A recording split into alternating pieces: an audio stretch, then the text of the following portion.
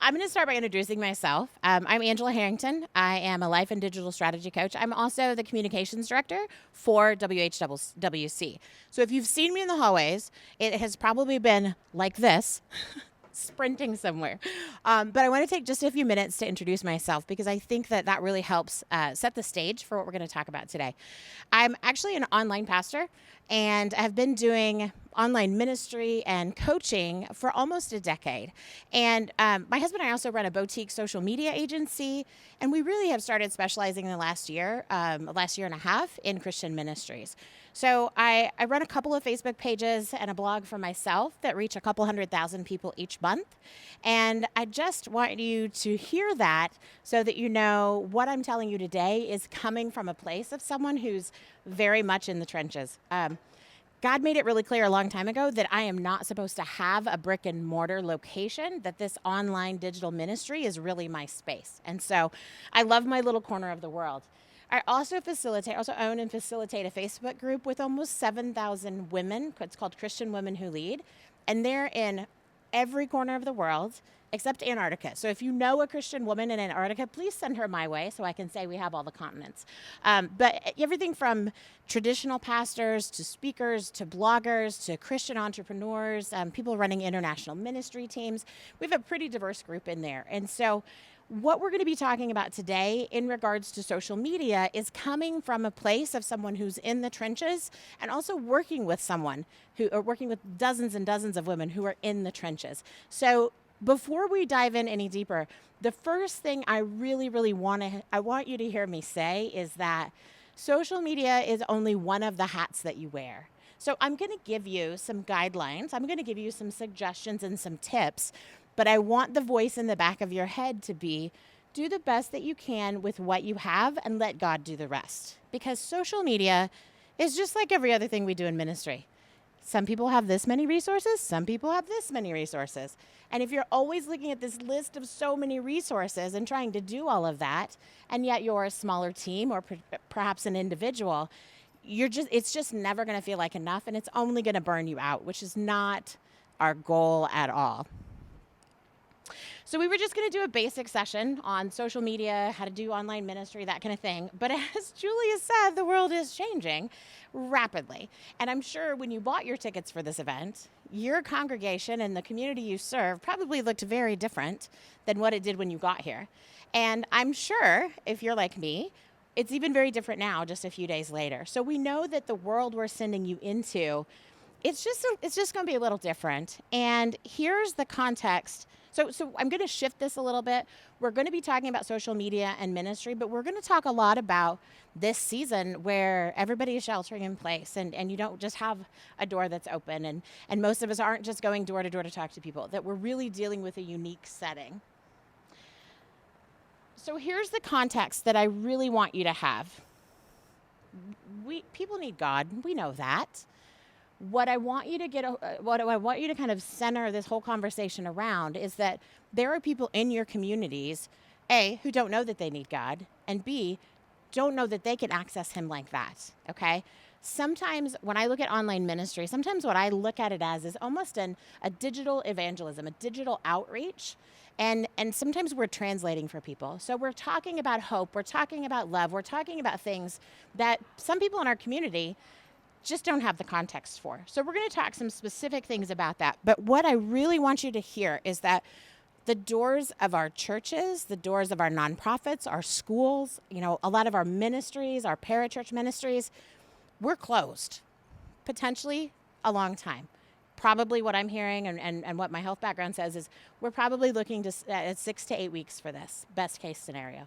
So for the next several weeks, how are we serving our people?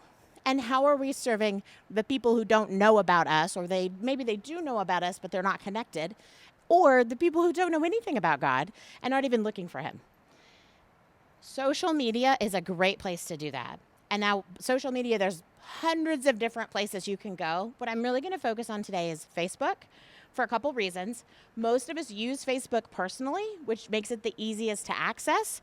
And it's also the biggest platform that's out there right now. So Instagram is huge, TikTok, Snapchat, all of those are huge.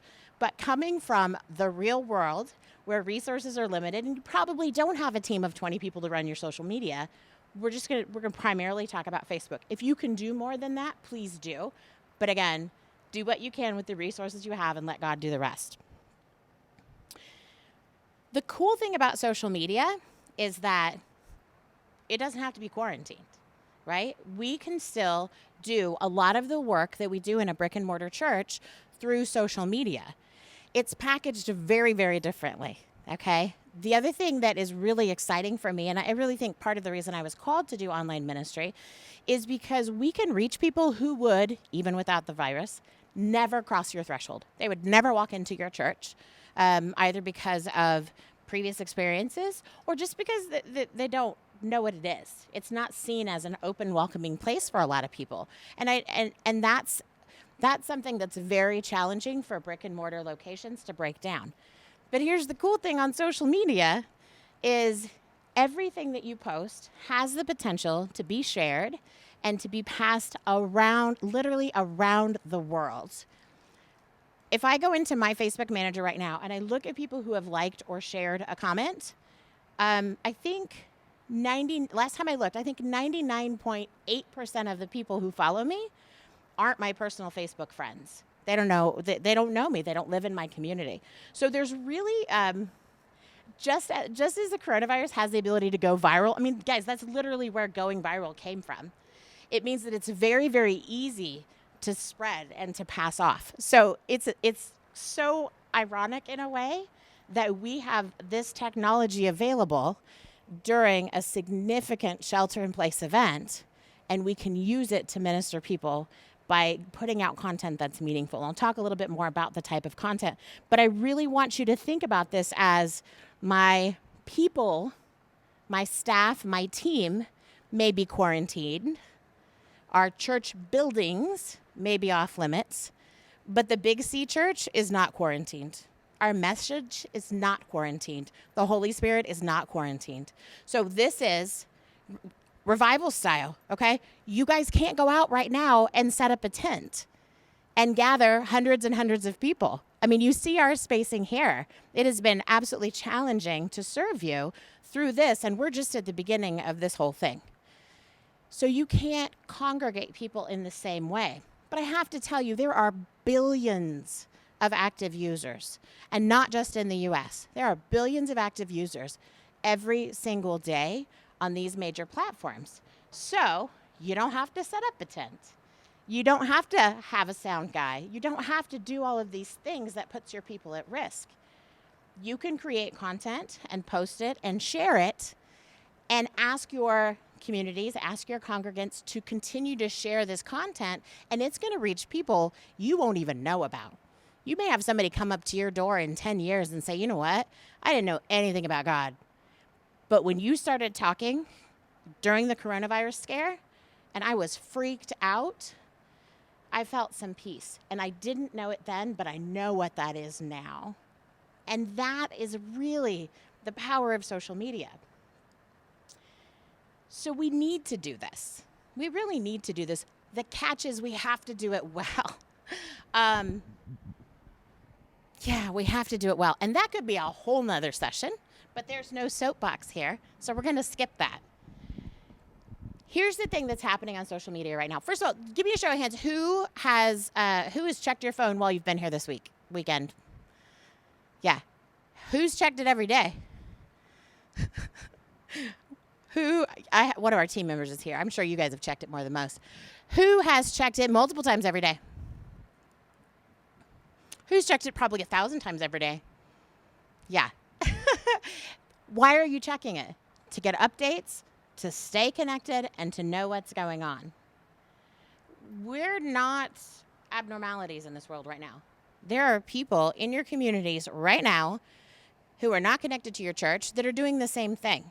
So you have the unique opportunity to step into this space and give them something to eat. So I promise I didn't know what Althea was going to talk about, but if you just heard her session, she was saying that people feed people. If they are hungry, they're going to struggle to hear the gospel because their tummy is growling so loudly.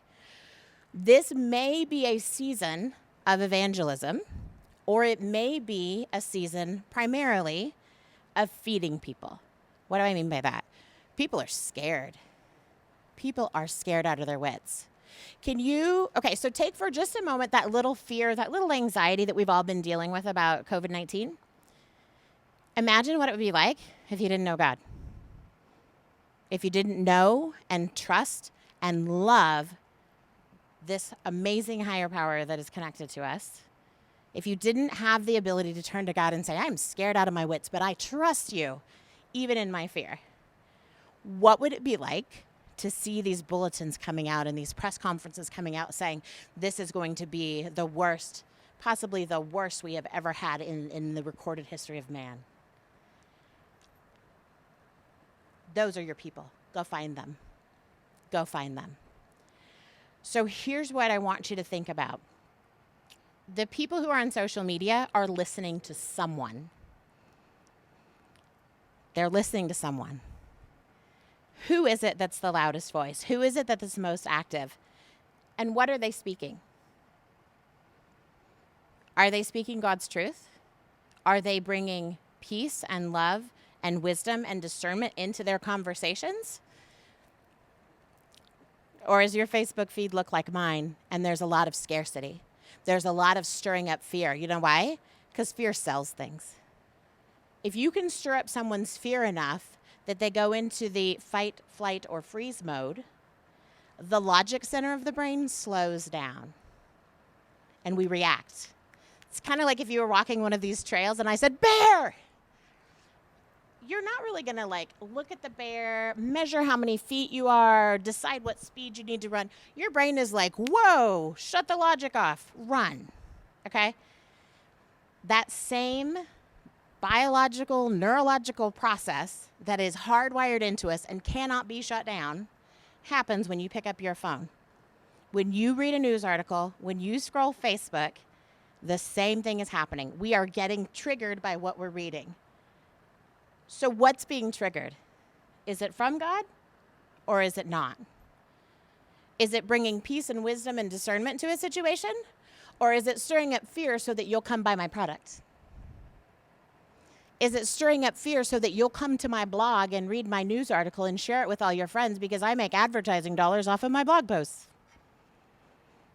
Okay? This is the behind the scenes stuff that is happening. I have no doubt in my mind that the church, the Big C church, all of us together, can absolutely be louder than that. But we have to show up. And it can't just be that we show up and talk about ourselves. So, yes, tell everyone what is going on with your services. Tell them what is going on in your community. If you have resources, please tell them that. But don't stop there. Have you ever met someone who only talks about themselves? Have you ever walked in and said, hi, how are you? And you get their resume and you know about their kids and you know about their dogs. And then they say, it was so great to meet you. I'm sure I'll see you again. And they're gone. And you're like, did you even see me or were you talking to yourself?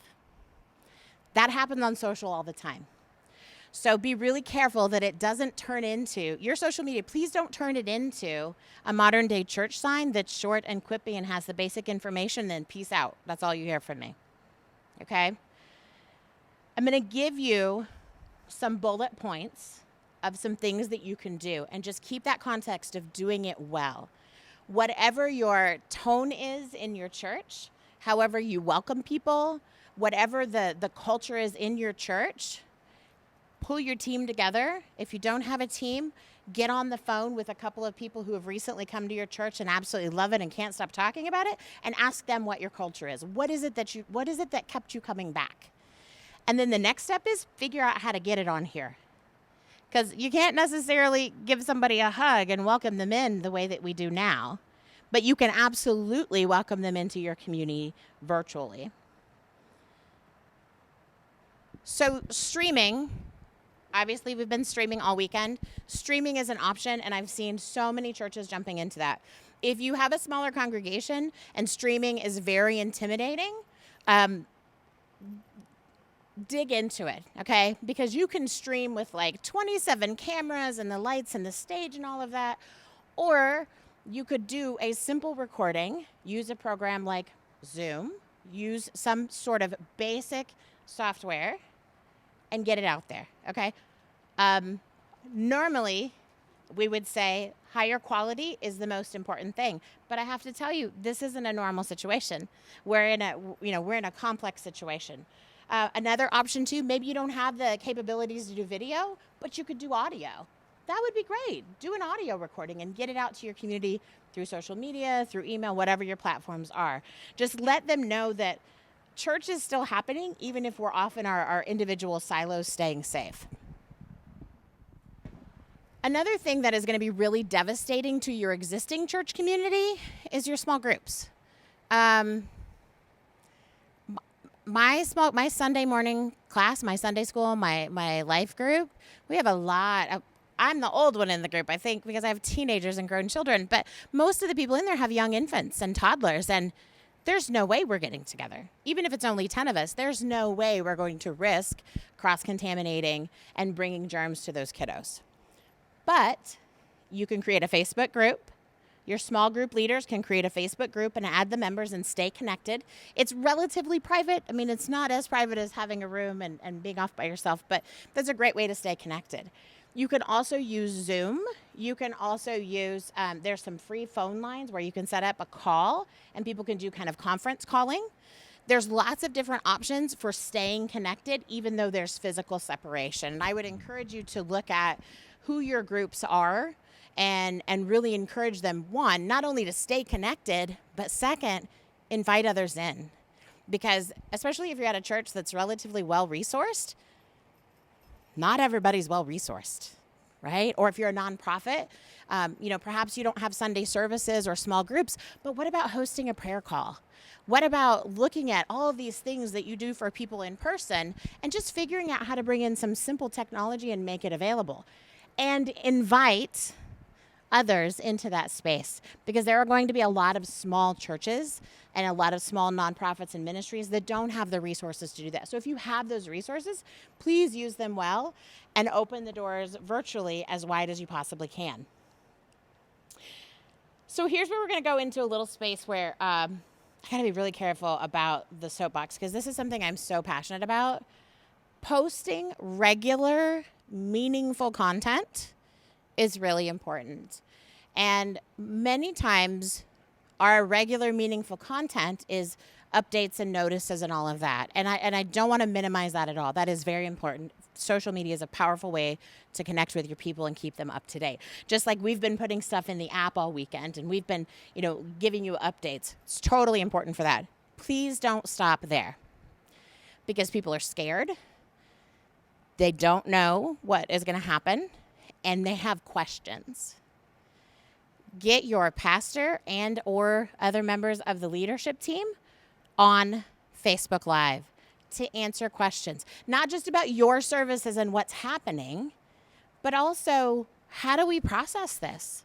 How do we keep this from becoming an all-consuming thing that just gets us in that what we call the red hoop, that fight, flight, or freeze mode all the time? Because when we're in that space, we lose our perspective really easily. So getting them on there to answer questions, not just like a quippy Bible verse here or there, but to answer the hard, messy questions, and to also be able to say, I don't know. Guys, there are so many people out there who have never heard anyone in the church say, I don't know, I don't understand it either. Isn't that hard? Don't be afraid to say that, because people who are not Christian, people who are not connected to the church in any way, are all saying that. And so by not acknowledging that this is big and messy and hard and doesn't really make sense, we seem out of touch and we seem closed off and sheltered, and that doesn't welcome anyone in at all. So post regular, meaningful content, get in there and answer the messy questions.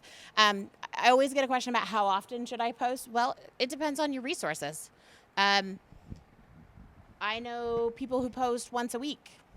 I will tell you and I post 4 times a day. I schedule it out and post it 4 times a day. If you don't know how to schedule Facebook content, Google it. You can do it on Facebook and it's absolutely free. You can sit down for half an hour and put a whole week's worth of posts up there and then be done with it. Super easy. Be really smart about your resources. The thing is, algorithm-wise, you hear about the algorithm a lot. It's just a math program. If you have the bandwidth to post meaningful content and get at least one post a day out 7 days a week, more people are going to see your stuff. Don't do that at the cost of your ministry. Don't stay up till 3 a.m. and wreck your own immune system trying to create posts for content. This is just as much a thing of prayer as any other piece of your ministry, okay? If your team can only do a couple posts a week, cool, just do it consistently. Get in front of your people, let them know what's going on, give them some encouragement. Think of how you would minister to people outside the sermon, right? You could have your lead pastor get on Facebook Live for 10 minutes and just talk through how to process grief or how to process fear. It doesn't have to be a sermon. It's just a conversation. Those things have a significant potential to impact people who don't know your church, okay? Real conversations, guys. If you forget everything else I said, real conversations and show up regularly. The other thing that may be a little challenging, depending on your resources, if you guys have Facebook pages, you can actually turn Facebook Messenger off and on. I will be the first to tell you, I have had mine off for years just because of the volume of what comes through. I have a contact form on my website, and that's how stuff comes through. God has really been poking at me this morning that Facebook Messenger is a tool that we need to be using. So turning your Facebook Messenger on and having it staffed by wise and discerning people who know the culture of the church, of your particular location, and know what resources are available, okay? In the Depression, when people were hungry and they didn't know how to get food, they turned to the church, okay? You may have people reaching out to you to say, I have kids, I wait tables, my restaurant closed, I don't know how to get XYZ. And you've got to have people on Facebook Messenger that can respond in a timely manner during business hours. This isn't a 24/7. They come in 24/7, but you don't have to have somebody on all night. But they need to be able to sort of direct traffic and to be able to speak in a way that's not just intelligent and informational, but is also discerning. Because, sometimes we get those questions, and the question they come to us with is just the safe, easy one. And if we can build relationships with people by answering those questions, then sometimes they feel safe enough to let that second or that third question come up. And that's where real relationships are made. So I would really encourage you to do that. Make sure that whoever is on there, make sure that they know what the resources are and that they can, pray for people. I pray for people through Facebook Messenger before. You just type it out. Or you do the little voice recording and you give them a 15-second thing. Just keep it super simple, make it scalable, because we are, like I said, we're kind of at the beginning of this. And it's got to be sustainable for the next 6 to 8 weeks as things continue to shift and move. Okay? We're going to do Q&A in just a second, but what I know I said this at the beginning and I said this at the middle, and my kids will probably tell you that I repeat this too much. But this has really become a holy and sacred mantra for me in online ministry, because let's just be real, there are always more needs than what we can meet, okay? So when you think about social, when you think about all these other things, remember, do the best that you can with the resources you have and let God handle the rest. That's really the thing that allows us to release those things we can't get to. So, even I'm not going to be doing multiple Facebook Lives every day. Like, it's just not feasible. And I'm okay with that, because I know that I'm not the only one out there fighting this battle. God is calling so many other people to raise our voices. And I think that collaboratively, we can bring a lot of wisdom and discernment to a very scary time where there's a lot of fear mongering and there's a lot of people who are who are stirring up scarcity and fear to make money or to increase the perception, to increase their power or their status. And the church really needs to be just as loud as those people who are making lots of money. All right, how are we on time? 5 minutes. Okay, let's go ahead and jump into questions, and I can talk for hours. I can always throw out some more tips if need, but I don't want to cut question time short. So who has questions about social, blogging, any of those things? I see you pondering. Yeah. Yes, ma'am. So the question is about podcasting. Do you have a podcast now, or are you talking more about setting one up?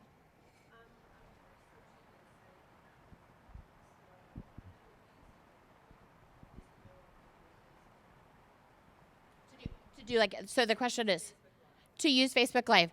Um,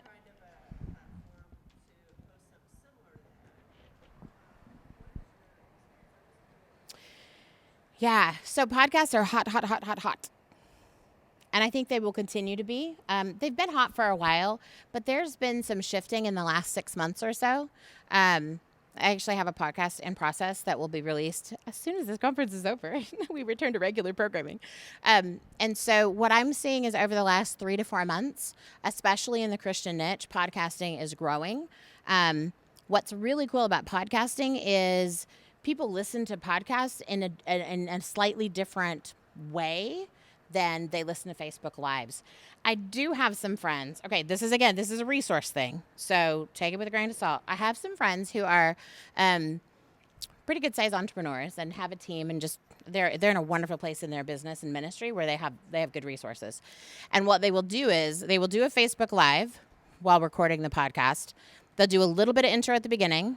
They'll run the live, and then they will have the sound edited separately. You don't really want to pull it from the Facebook video because that sound isn't always great. But they're recording the podcast, they're recording a Facebook Live, and then they also have their team pull the Facebook Live down and post it on YouTube. So it's one piece of content getting used multiple ways, which is really a powerful thing. I would say if you're considering podcasting, I would start by using Facebook Live. If you just want to podcast once a week, I would start with Facebook Live and get into that rhythm and just kind of get used to it. And then if you're like, yeah, this is what I really want to do, then you can look at how to set up the podcast. The other thing that's really cool about doing it that way is you get some of the nerves out because audio is a lot easier than audio and video. So that just helps a little bit too. I just think it's going to continue to grow. The other thing that's really interesting for me when we're talking about COVID-19 is libraries are closing. Libraries are closing.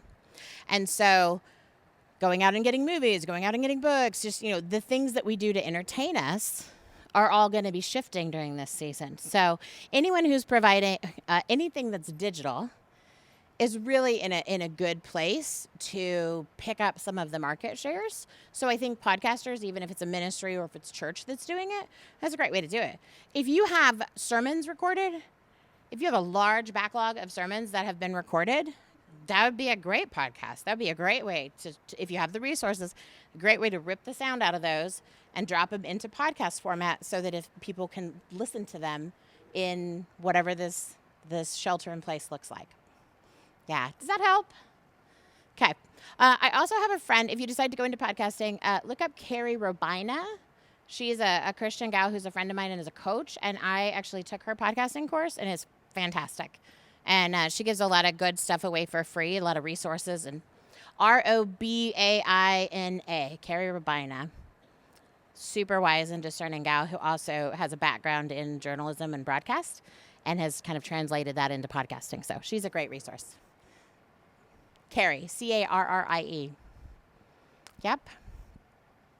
Awesome. Thank you for that. What other questions do you gals have? Yes, ma'am.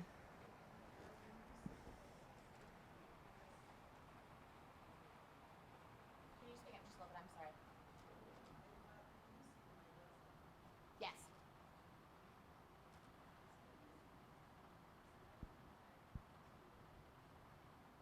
I would say any system that you have that allows you to get messages out, keep using it and make sure your people know where to go.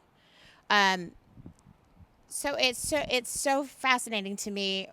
The systems that we use, a lot of times we pick the ones that are easiest, but really what we should be using, what we pick the ones that are easiest for us, but really what we should be using is what is easiest for our people. So if your people are Instagram people, use Instagram. If your people are on WhatsApp or they're on Snapchat, if you run a teen ministry, Facebook is great for connecting with parents, but maybe not so much with your students. If you love video, um, TikTok right now, man, TikTok needs some love and some light. It is a platform that is exploding. So if you can get on there and do little 15-second videos that are positive and encouraging, absolutely do it. But whatever works for your people, that's the key. Yeah. Do you find that that's working for your people?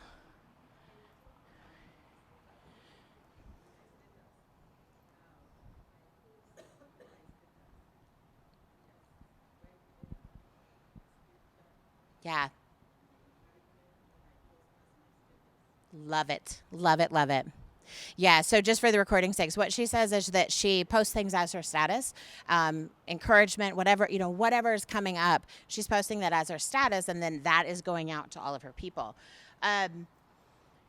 We haven't talked about personal profiles at all, but y'all know that you probably have people who follow you personally who don't follow your church or your ministry.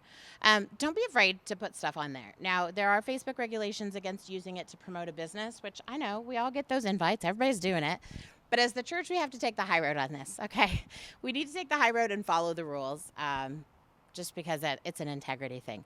But on your personal profile, you can share things. You can post encouragement. You can share from your church page to your personal profile, which helps people see that other page is a resource. And one other thing that I'm glad we kind of landed here, because one of the things I think I skipped over is talking about sharing resources. You guys know if it's on the internet, that doesn't necessarily mean it's true or good or even makes any common sense at all. So personally and professionally, check your resources. Vet what you share before you share it. Because even if you're sharing it on your personal profile, people who are your Facebook friends probably know who you are and what you do. And so even up here, when if I share stuff from Wesleyan Holiness on my personal profile, it reflects on WHWC. If you know I'm affiliated with this organization and I start spouting crazy talk, Julie Gray is probably going to get a call that says, do you know this is happening? Or the person who's reading it is going to assume that everybody in WHWC absolutely knows what I'm saying, and that's the party line that everybody toes, and it may actually hurt the organization. We have to be really conscientious and really smart and discerning. There are some personal thoughts that I have that I will not share on Facebook because I can't get the context of those thoughts out there in a way that it makes sense. There are conversations I have with my husband. There are hard things we wrestle through as a couple in ministry. And, at some point, God may call those things into the public light, but you can have private conversations about those with someone who has the context. As soon as you put something out on Facebook, it doesn't matter how tight your profile is, it goes out to the world, okay? It is not challenging at all to screenshot something. If you and I are Facebook friends, I can totally screenshot something and send it to your employer like that. Okay? So make sure personally and professionally you vet the resources. And what I mean by vetting them, I mean clicking through, reading the article, and also looking at the source. Because here's one of the hardest things I see on social media sometimes is that someone will share a really good article from an absolutely insane source. Okay? So go back, click through that article, look at the website and see what they're posting, see if that's a source that you align with. Because good information filtered through a not so good source isn't always a good thing. Okay? The other thing that happens a lot of times too is when I see posts that are being shared, I will go back to the original source. So if you see a really cool graphic that looks like it's from the CDC and it's Joe Bob's church page, go back to the CDC and see if you can find it. Like, go back to the original source. Because it doesn't take very much talent at all to be able to manipulate graphics or to put some tracking pixels or to really just kind of manipulate the data. And sometimes what you think you're seeing isn't actually what you're really seeing. So what we see isn't what the CDC put out. Or, something that comes from one news channel, if we go to an opposing news channel, it's spun a completely different way. And so just be really conscientious in this rush to inform and to serve people to make sure that it's good information that we're putting out there. And I would really encourage you as a church or a ministry leader to go find those resources now. Because if this really goes sideways, and we just don't know, we're kind of at the end of the winter, which is definitely a good thing, but we just aren't going to know how this is going to go. It's going to be really important if things start flying fast and furious that you have resources, you have sites that you can go to, you have people that you can call in your community to say, hey, this is what I'm hearing. If this is true, I want to share it with my people, but is it true? So if you have a large congregation or a large community of people that you serve in like a physical area, who are your emergency management people? How are they disseminating information, and what are their sources?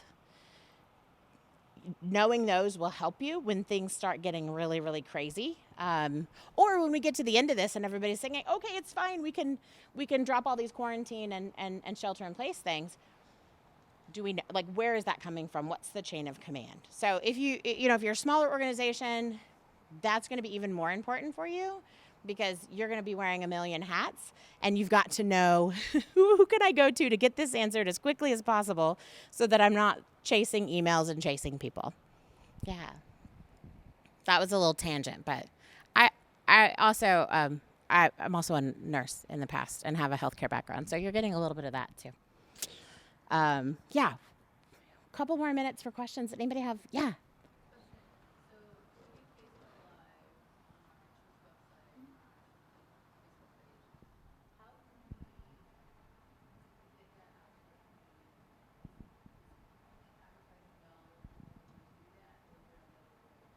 That's a great question. So the question was, we do Facebook Lives on our church page.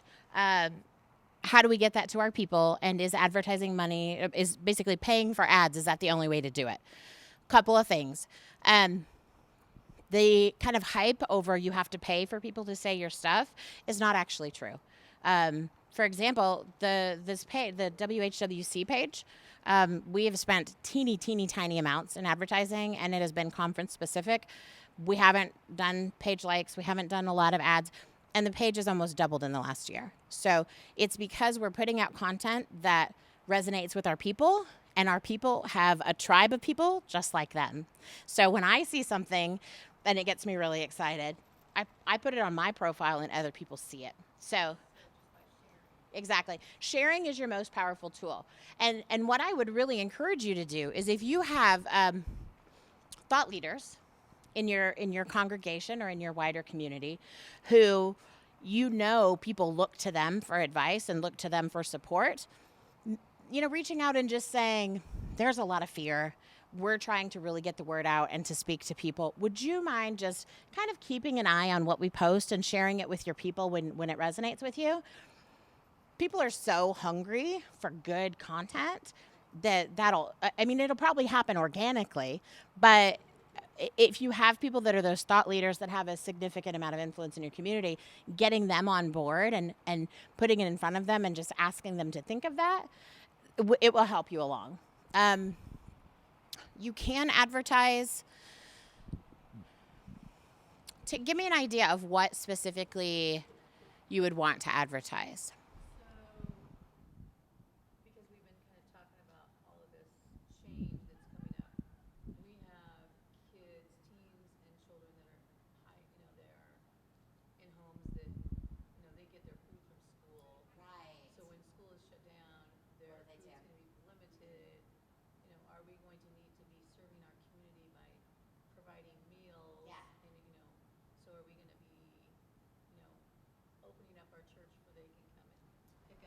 Great.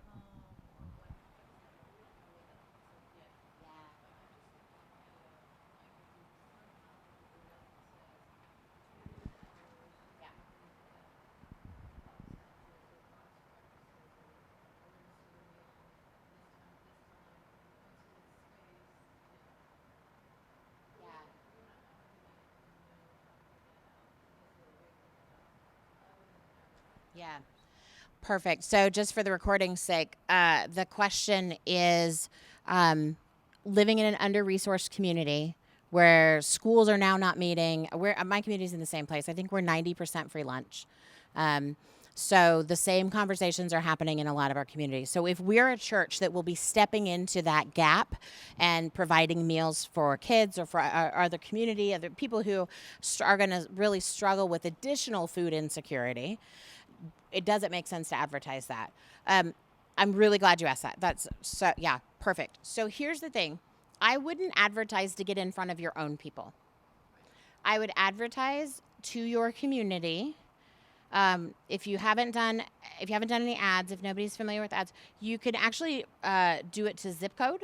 You can do it to your address and say within 25 miles, within 50 miles, within 100 miles, and Facebook will only show ads to people in that area. You could also do it to specific ages. So if you just wanted to show something to teens, for instance, if you're in an area that has a large number of at-risk youth who are homeless or who, maybe are just they're on their own, you could absolutely use Instagram or Facebook.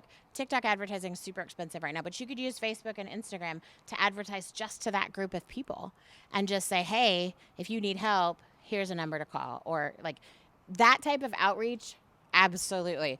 As far as your own people will go wherever we train them to go. So if coming to your physical building has been where they get their information, right? We all get church bulletins. We all hear announcements in Sunday. That's going to be a little more challenging. So if you can just say, think about what we did this weekend. You probably got tired of hearing us say, hey, go to the app. The most up-to-date thing is in the app. Things are changing. Go to the app, right? But that was us taking the 10 different ways that we have to communicate with you and trying to boil it down to just one and meeting the majority of the needs through that one. So you can do the same thing with your Facebook page. If you have an email list for your congregation, I would email them and I would give them the link to your Facebook page. And I would say, we're not going to email you all the time. We know nobody loves getting thousands of emails, and you probably have 27 in your inbox right now that say COVID-19.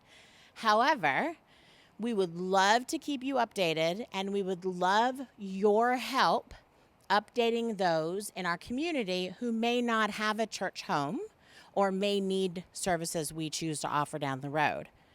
Go to this page, give them your link, go to this page, like the page, and then right underneath where your cover image is, where it says like, drawing a blank on the one next to it, but there's a button right next to it that says see in news feed. Or it says follow or something. If you click that, there's a drop down menu and there's a see first that you can select. And what that means is that if I go to your church page and click see first, every time I log into Facebook, guess whose posts are right at the top. And if you have a lot of people that maybe aren't super tech savvy, you can pull that up on your own computer, take a screenshot of it, put a big red arrow on it, and show people how to do it. But you give them that link and you tell them it's for them.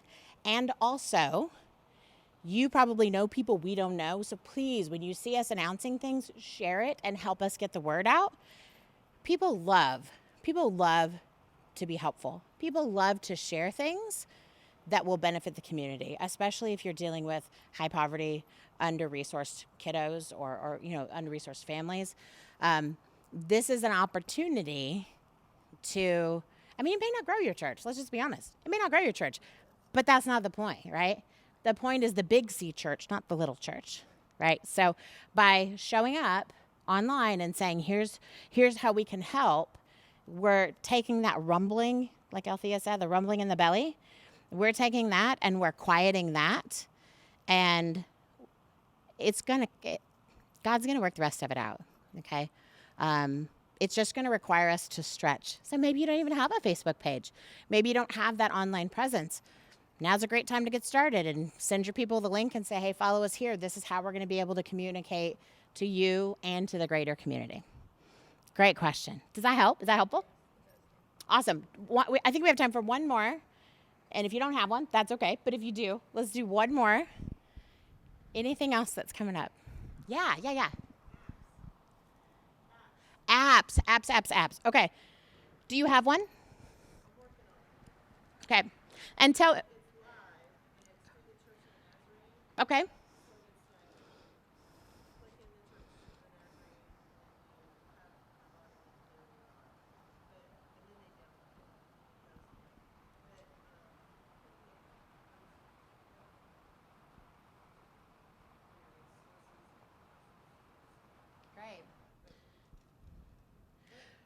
How would you use it? Is that okay? Yeah. So the question is really about apps. Apps being developed. How do we use them? Apps are great for internal communication for people who you're already connected to. So this weekend is a perfect example. We had a fairly simple app that was set up that basically took the place of a printed program, and thank goodness, because 100 things changed this weekend. However, the women that I serve at home, I can't really communicate. What the app here, I can't really communicate that with them. Like it's just not as beneficial. So if your app is focused and you have an existing community that you're trying to communicate with, an app can be helpful. The challenging thing I would say for the app is what goes there. How do you make it useful enough that people will open it? Because I have all kinds of apps. Every time my phone gets full on the screen, I'll go through and I'll delete stuff and I'll say, why did I don't, when did I get that? I don't even remember it. So it's not that I mean, obviously I downloaded it and I thought at one time it was a good idea, but staying in front of me is what makes something, being valuable gets it on my phone, but being really valuable and really meaningful and having great content and becoming part of my life is what keeps me coming back. Facebook, think about where Facebook was 10 years ago. It really wasn't part of our everyday life, but I had a 13-year-old who was counting down the days to his birthday a couple weeks ago. Because mom's a stickler for rules and said you can't have Facebook till you're 13. And you'd have thought he was getting his driver's license because he was so excited because a lot of his friends are a little older. So it's entered our culture in a way that it's just this cool thing everybody gets to do.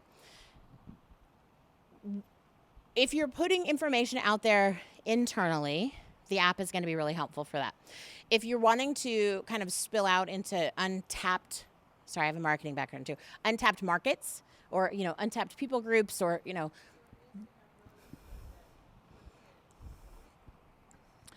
yeah, if you want your community to open up, it's got to have content that's important to them. So right now, in the midst of COVID-19, I would say, absolutely, you could put links in there. I would also say sermon notes, anything like that you would normally physically hand to them. We have a fairly large church, and a lot of times there are like follow-up questions that we get in Sunday school that go with the sermon from that morning. That would be perfect to put in an app. You could also put it on Facebook just in case stuff is getting shared virally. You could also put it there. But you just have to think about, if you have too many places to go for information, they're not going to go anywhere. There's too many options, When I want a recipe, I have 27 cookbooks on my shelf. And, 2 or 3 of them were my grandmother's and my great-grandmother's, and they are precious to me. But what do?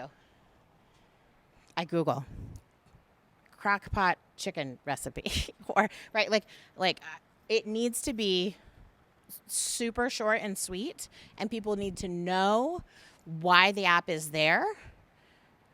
And why do they need to go to the app? Like, how do they go? Do they go to Facebook? Do they go to the app? Do they go to the podcast? Like, on the back end, you need to look at where your people live virtually, how they consume information, and then out of the 100 options, maybe there's one here, and one here. So, for example, you have an app. That's going to be great for internal communication. I don't know that I'd have 10 other ways for that internal communication to happen. I would just try to really focus on one, maybe 2. So website and app, that would be great. Prayer team, if you have a prayer team, that would be great. If you have volunteers, that could be great. But maybe you don't have an app, and that's okay. And you can do all of that through Facebook groups. That's another option. This probably... Somebody's going to get a lot of relief from this. This probably isn't the season to try to build a lot of new tools and roll them out. Because even though it's... Yeah. Yeah. Yeah, so what she said was... And all the pastors in the room laughed. Yeah. What she said was that she'd already started some of these things before the COVID-19 kind of picked up steam. And now there's this question of, do I do them? Do I not do like, so here's the release is it is absolutely okay to take things and put them on hold. My podcast was supposed to come out a month and a half ago. There were some other things in ministry that took precedence. So I just pushed it back. You know, that's the beauty of being able to kind of move with the Holy Spirit. God may say, yes, you got to get this app out there right now. Or he may say, actually, serve your people on Facebook and email and don't overcomplicate it.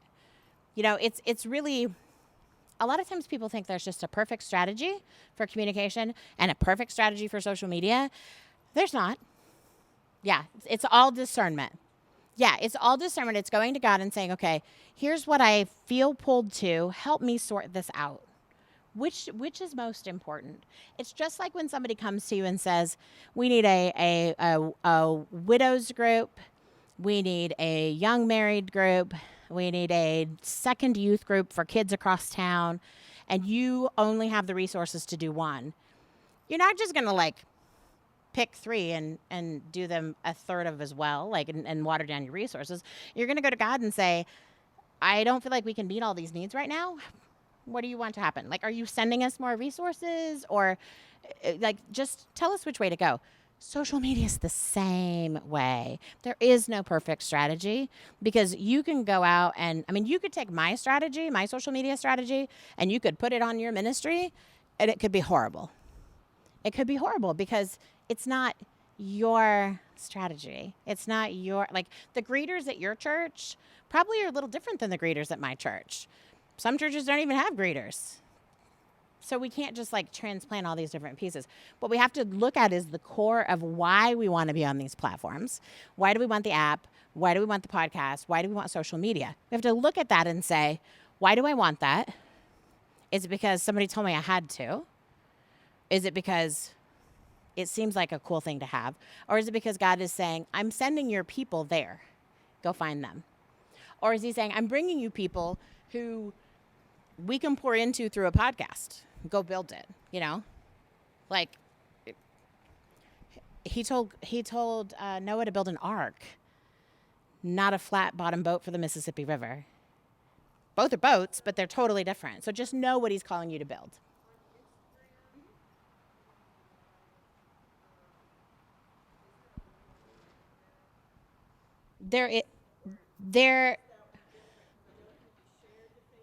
Yeah, so Instagram stories. And if you don't know this, if you're using, the question was about Instagram stories, videos.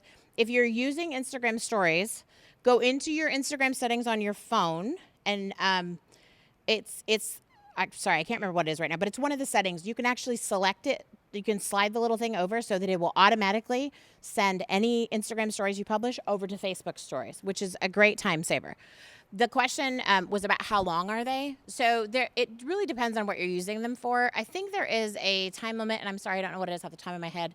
But what happens now is it used to be you'd get like 30 seconds and then it would stop. But now it actually just runs into the next consecutive story.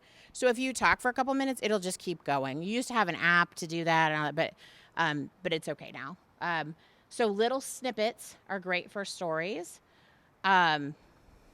Prayers for the day, like those kind of things, like, hey, here's something that will encourage you for today. Like those little snippets, those are great for stories. If you want to do longer teaching or have longer conversations, then I would go directly to Facebook Live. I also don't recommend running regular Instagram posts automatically to Facebook or Facebook automatically to Instagram because they're two different platforms. And they just, especially with hashtags, Instagram uses lots of hashtags. Facebook, maybe one. A lot of times I don't even use hashtags. So they don't translate well. If you make a quote graphic and you have some words you want to share, schedule it on Facebook, schedule it on Instagram. Both, by the way, can be done in the back end of Facebook because Facebook owns Instagram. But don't just automatically, other than stories, don't just automatically pass the post back and forth because the little edge that you can get from Instagram by doing the post their way, it actually hurts you on Facebook and vice versa. Yeah, great questions. Awesome. I have no idea where we're at on time. 20. What time do we switch? We switch. Any other final questions before we go? Because I want to let you guys out of here. Because I think free time is next, isn't it? Free time is next. And there's so much to see here. I hope this doesn't overwhelm you. I hope this is giving you a little bit of clarity. If you're watching on the replay, drop questions that you have below, and I'll do my best to get in there and manage those and try to answer those. We really want to support you guys through this. So if things are coming up when you're back in the real world and not at this beautiful retreat center, come to our page. Ask questions, let us know if there's resources that you can use. Don't be afraid to put stuff just on the Facebook page, like as a question, because I'm pretty sure if you're asking it, dozens of other people ask it too. Yeah. So it's the Wesleyan Holiness Women Clergy. It's WH Women Clergy. It's who put this conference on. If you want specific help from me, look up Angela J. Harrington is my name, and that's what all my stuff is under. So Facebook and the Christian Women Who Lead group, all of that is there. But just know that the team that put on this conference is really committed to continuing to serve you after the conference is over and sharing resources in a virtual way. Because we know that a lot of the ways that we get information and a lot of our local, like face-to-face resources, we're just not going to have access to those for the next, at least 6 to 8 weeks. Thank you. So 6 to 8 weeks is not an official thing, but here's what I want to tell you. I've heard a couple different places. I've heard several weeks. Press conference yesterday, I heard 8 weeks. I've heard the CDC say several weeks. The key about shelter in place, the key about the separation is that it takes time for things to slow down and die out. So 6 to 8 weeks, that's not like an official line. That's me. And thank you for that clarification. That's me saying expecting this to die down in 2 weeks probably isn't realistic. I'm from Indiana, and many of our colleges are out for the entire semester.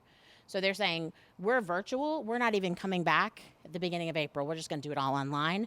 And I know there are several states that have also said the same thing for some of their schools. So just look at it a little longer term.